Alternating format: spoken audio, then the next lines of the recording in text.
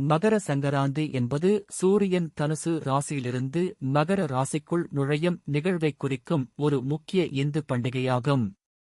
தமிழ்நாட்டில் இது தைப்பொங்கல் என்று அறுவடைத் திருநாளாக கொண்டாடப்படுகிறது.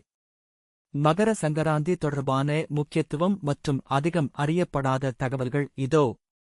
முக்கியத்துவம், சிக்னிஃபிகன்ஸ். உத்தராயண தொடக்கம். சூரியன் தெற்கிலிருந்து வடக்கு நோக்கி தனது பயணத்தை தொடங்கும் காலமான உத்தராயணம் இன்று தொடங்குகிறது. இது தேவர்களின் பகல் பொழுதாக கருதப்படுகிறது. அறுவடை திருவிழா. விவசாயிகள் தாங்கள் விளைவித்த பயிர்களை அறுவடை செய்து இயற்கைக்கும் சூரியனுக்கும் நன்றி செலுத்தும் நாளாகும். ஆன்மீக உயர்வு. இந்த காலத்தில் செய்யப்படும் தவம், தானம் மற்றும் வழிபாடு ஆகியவை பன்மடங்கு பலன்களை தரும் என்று நம்பப்படுகிறது. கங்கை போன்ற புனித நதிகளில் நீராடுவது பாவங்களைப் போக்கும் என்பது நம்பிக்கை.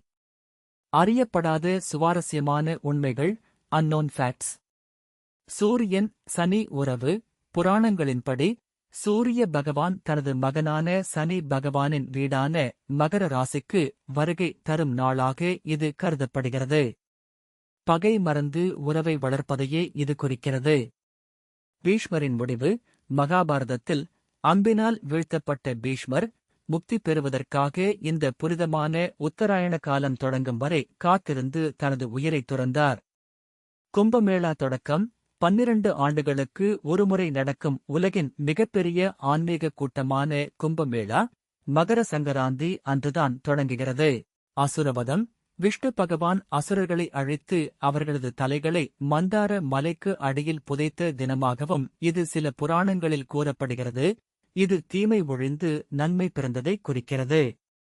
பல்வேறு பெயர்கள். இப்பண்டிகை குஜராத்தில் உத்தராயண், பஞ்சாபில் லோரி, அசாமில் மகோபிஹு மற்றும் உத்தரப்பிரதேசத்தில் கிச்சடி என வெவ்வேறு மாநிலங்களில் வெவ்வேறு பெயர்களில் தனித்துவமாக கொண்டாடப்படுகிறது.